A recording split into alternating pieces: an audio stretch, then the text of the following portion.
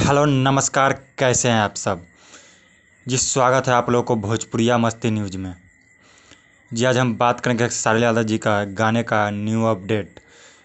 जी हाँ, खेसारी लाल यादव जी का एक गाने का नया सैड सॉन्ग आया है, उसके बारे में बात करेंगे। उससे पहले हमारे चैनल पे आप नए हैं तो एक बार प्लीज़ सब्सक्राइब ज़रूर कर दीजिएगा दोस्तों।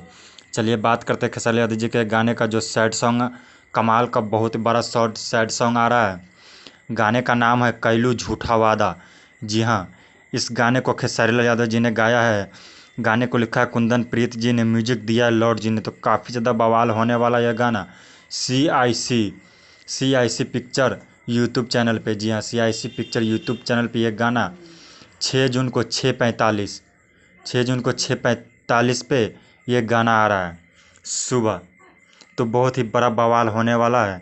कैलू झूठा वादा सैड सॉन्ग, बहुत ही बड़ा सैड सॉन्ग है खेसारी लाल यादव जी का, मज़ा आ जाएगा सुन के। तो कल सुबह सुनना मत भूलिएगा CIC पिक्चर यूट्यूब चैनल पे कैलू झूठा वादा। वीडियो अच्छा लगा दोस्तों तो लाइक कमेंट सब्सक्राइब ज़रूर कर दीजिएगा प्लीज़। Thank you.